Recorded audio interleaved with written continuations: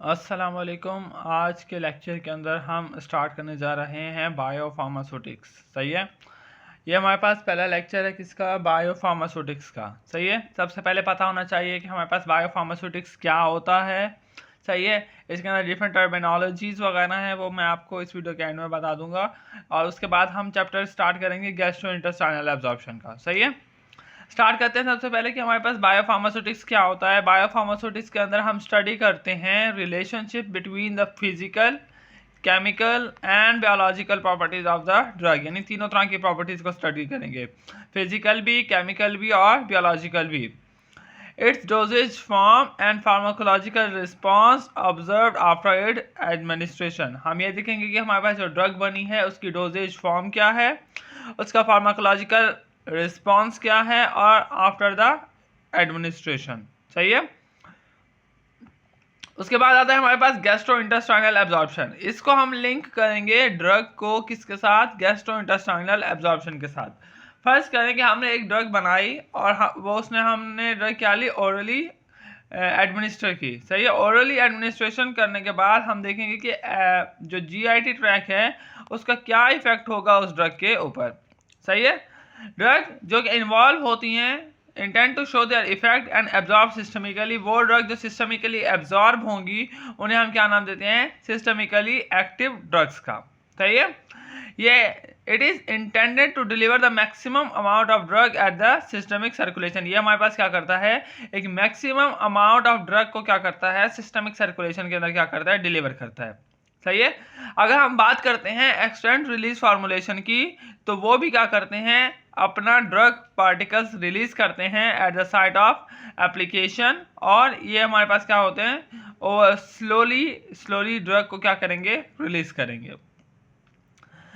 Systemic drug absorption depend upon, अगर कोई हमारे पास सिस्टमिकली ड्रग एब्जॉर्ब हो रही है तो वो किस चीज़ के ऊपर डिपेंड करेगी, वो करेगी डिपेंड हमारे पास फिजियोकेमिकल प्रॉपर्टीज ऑफ ड्रग के ऊपर, यानी हमारे पास उसकी प्रॉपर्टीज क्या हैं, ड्रग प्रोडक्ट फॉर्मुलेशन के ऊपर। सही है, यानी हमारे पास जो ड्रग है उसकी फॉर्मुलेशन क्या है, अगर टैबलेट है, सिरप है, सस्पेंशन है, कैप्सूल है, क्या है। सही है, anatomy and physiology of absorption membrane, ये डिपेंड करेगा किसके ऊपर, एनाटॉमी और फिजियोलॉजी ऑफ एब्जॉर्प्शन मेम्ब्रेन के ऊपर, और सेल मेम्ब्रेन जिसे हम बोल सकते हैं। सही है, इसके बाद आते हैं हमारे पास different routes of administration. Routes of administration के अंदर कॉमन रूट्स आते हैं, पेरेंट्रल रूट जिसके अंदर आईएम, आईवी, सबक्यूटेनियस रूट आ सकता है। एक्सटर्नल के अंदर oral, sublingual and buccal, inhalation आता है। इंट्रानेजल आ सकता है, ट्रांसडर्मल आ सकता है। सही है, इसकी हम थोड़ी थोड़ी डिटेल स्टडी कर लेते हैं। सही है, रूट ऑफ ड्रग एडमिनिस्ट्रेशन की सबसे पहले आता है हमारे पास पेरेंट्रल रूट। पेरेंट्रल रूट के अंदर सबसे पहले आता है आईवी बोलस। अगर हम कोई भी ड्रग आईवी बोलस के थ्रू देते हैं तो उस ड्रग की 100% सिस्टमिकली ड्रग एब्जॉर्प्शन होगी, उसकी रेट ऑफ बायोअवेलेबिलिटी भी ज़्यादा होगी और इमीडिएट इफेक्ट क्या होगा, प्रोड्यूस होगा। लेकिन अगर इसका एक ड्रॉबैक ये है कि ये हमारे पास क्या कर सकता है, अगर इसकी ड्रग की डोज अगर ज़्यादा चली जाती है गलती से, तो हमारे पास एडवर्स ड्रग रिएक्शन हो सकते हैं जिसे हम कंट्रोल नहीं कर सकते। नेक्स्ट आता है आईवी इन्फ्यूजन। आईवी इन्फ्यूजन के अंदर जो हमारे पास रेट ऑफ एब्जॉर्प्शन है वो हमारे पास कंट्रोल किया जा सकता है बाय इन्फ्यूजन रेट के साथ। सही है, यानी हम इन्फ्यूजन रेट क्या रखेंगे और उसकी एब्जॉर्प्शन कितनी होगी। 100% ड्रग एब्जॉर्ब होगी, और इसके लिए इसका ड्रॉबैक ये है कि हमारे पास इसके लिए हमारे पास एक स्किल पर्सन की ज़रूरत होती है कि वो इन्फ्यूज़ कर सके आईवी सेट को। ये हमारे पास टिश्यू नेक्रोसिस, टिश्यू डैमेज भी करवा सकता है अगर हम कोई चीज़ आईवी इन्फ्यूजन के थ्रू देते हैं।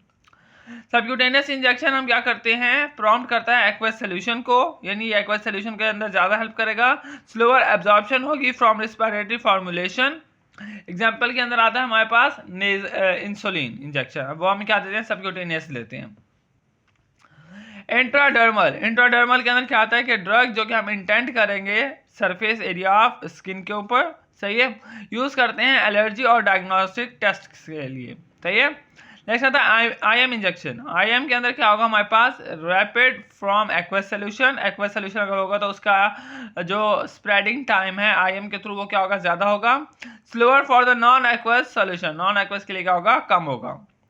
ईजियर टू आईवी इंजेक्शन, यानी ये आईवी के मुकाबले में ईजियर होता है। सम टाइम ये हमारे पास क्या कर सकता है, पेन कॉज कर सकता है। इंट्रा आर्ट्रियल इंजेक्शन, आर्ट्रियल के अंदर हमारे पास क्या होगा, 100% सोल्यूशन एब्जॉर्ब होगा। यूज करते हैं इसे कीमोथेरेपी के अंदर to target drug to the organ, किसी भी ड्रग को ऑर्गन के अंदर ऑर्गन के साथ टारगेट करना है तो उसके साथ हम क्या करेंगे, इंट्रा आर्ट्रियल इंजेक्शन को हम एडमिनिस्टर करेंगे। Drug distribute in the tissue and organ in the body, drug क्या होगी, डिस्ट्रीब्यूट होगी टिश्यूज के अंदर और ऑर्गन्स के अंदर जो बॉडी के अंदर मौजूद होंगे। इंट्राथीकल इंजेक्शन, इंट्राथीकल के अंदर भी क्या होगी, 100% एब्जॉर्प्शन होगी। ड्रग डिलीवर होगी किसके अंदर, सेरेब्रोस्पाइनल फ्लूइड के अंदर, ताकि उसका अपटेक हो सके किसके अंदर, ब्रेन में।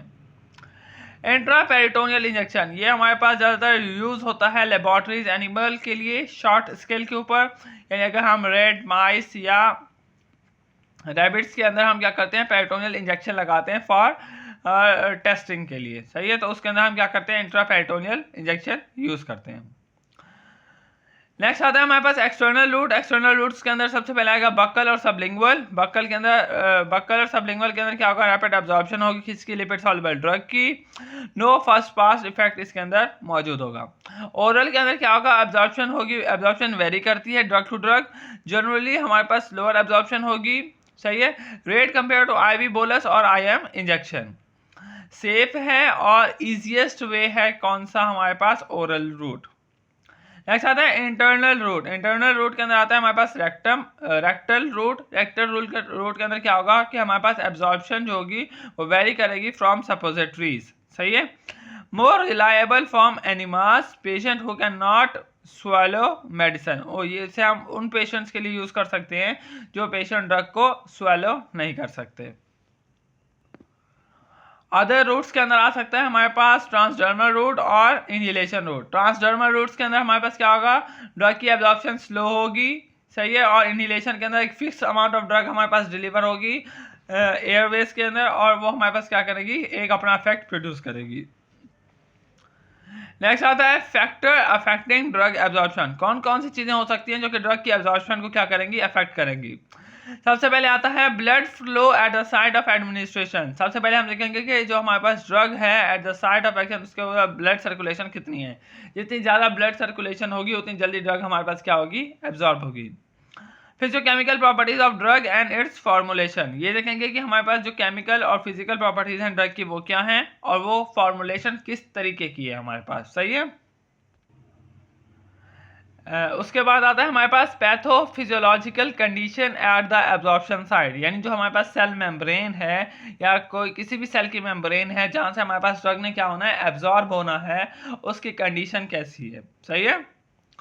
इसके बाद एक सवाल है, how efflux transporter affect the bioavailability of the drug, जो अफ्लेक्स ट्रांसपोर्टर है वो कैसे ड्रग की बायोअवेलेबिलिटी को अफेक्ट करता है। ये हमारे पास क्या कर सकता है, रिड्यूस करता है इंटेस्टाइनल एब्जॉर्प्शन को, सही है। इंटेस्टाइनल एब्जॉर्प्शन को ये रिड्यूस कैसे करेगा कि इन जीआई यानी जीआई ट्रैक के अंदर इफ्लेक्स ट्रांसपोर्टर जो है, लाइक हमारे पास पी ग्लाइकोप्रोटीन पंप, ये क्या करता है, ड्रग को बैक पुश करेगा किसके अंदर, इंटेस्टाइनल ल्यूमेन के अंदर, रिड्यूस करेगा अमाउंट ऑफ ड्रग को एब्जॉर्ब होने से किसके अंदर, सिस्टमिक सर्कुलेशन के अंदर, सही है। इफ्लेक्स ट्रांसपोर्टर है, कौन सा है, पी ग्लाइकोप्रोटीन है, जो कि हमारे पास क्या करेगा, ड्रग को ल्यूमेन के अंदर ट्रांसफर करेगा और उसे सिस्टमिकली एब्जॉर्ब नहीं होने देगा। ये हमारे पास क्या करता है, इंक्रीज करता है फर्स्ट पास इफेक्ट को, लिमिट करता है ड्रग की डिस्ट्रीब्यूशन को, सही है। In blood brain barrier efflux transporter prevent many drugs from reaching to the CNS and limit the therapeutic effect, सही है। तो ये हमारे पास क्या करेगा, सीएनएस के अंदर पेनिट्रेशन को रोकेगा और थेराप्यूटिक इफेक्ट होने से क्या करेगा, बचाएगा। एग्जांपल आता है हमारे पास anti retroviral drug face this problem, जो एंटी रेट्रोवायरल ड्रग होती है वो ये प्रॉब्लम फेस करती हैं कि उसकी पेनिट्रेशन अफेक्ट होती है। अब जो इफ्लेक्स ट्रांसपोर्टर है वो हमारे पास दो तरह के होते हैं, एक आता है इनहिबिटर और एक आता है इंड्यूसर। इनहिबिटर्स क्या करते हैं, inhibitor of efflux transporter can increase the drug bioavailability, ये क्या करेंगे, ड्रग की बायोअवेलेबिलिटी को इंक्रीज करेंगे by reducing the drug efflux, कैसे, ड्रग के इफ्लेक्स को रिड्यूस करके। इसके अंदर जो ड्रग आती है वो कौन सी आती है, वेरापेमिल, सही है। नेक्स्ट आता है इंड्यूसर। इंड्यूसर क्या करते हैं, इन्हेंस करेंगे इफ्लेक्स एक्टिविटी को और डिक्रीज करेंगे क्या, बायो अवेलेबिलिटी को। इसके अंदर जो ड्रग आती है वो क्या आती है, वो हमारे पास रिफेम्पेन आती है। इसके अंदर हमने जनरल इंट्रोडक्शन कवर किया है। नेक्स्ट लेक्चर के अंदर हम डिफरेंट थ्योरीज और उसके इक्वेशंस और उनसे रिलेटेड कुछ न्यूमेरिकल क्या करेंगे, डिस्कस करेंगे। अंटिल अल्लाह हाफिज़।